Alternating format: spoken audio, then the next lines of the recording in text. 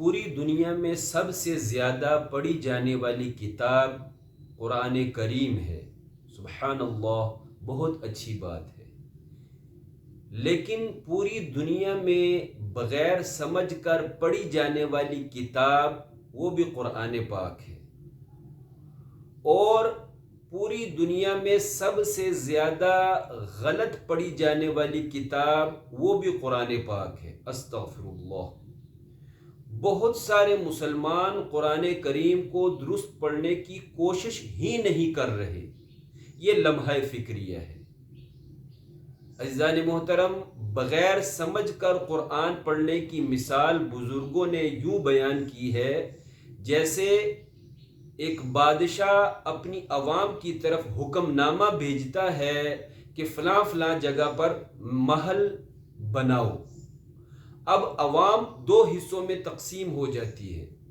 عوام کا ایک طبقہ روزانہ اس حکم نامے کو پڑھتے ہیں، حکم نامے کو پڑھنے کے بعد کسی اونچی جگہ پر اس کو واپس رکھ دیتے ہیں، عمل نہیں کرتے اس حکم نامے پر۔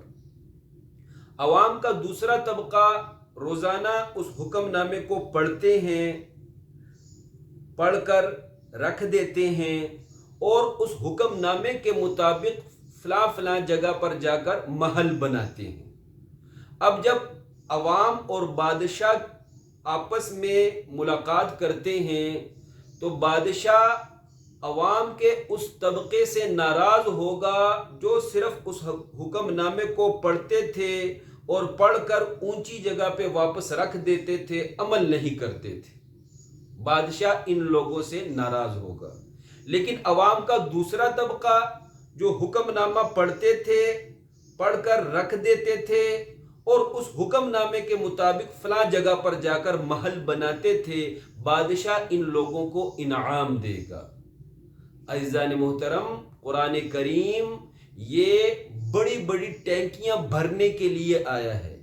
قرآن کریم یہ سمندر بھرنے کے لیے آیا ہے، اور ہم اس سے چھوٹی چھوٹی چمچیاں، چھوٹی چھوٹی پیالیاں بھر رہے ہیں۔ اللہ کریم ہمیں قرآن کریم سے صحیح معنوں میں مستفید ہونے کی توفیق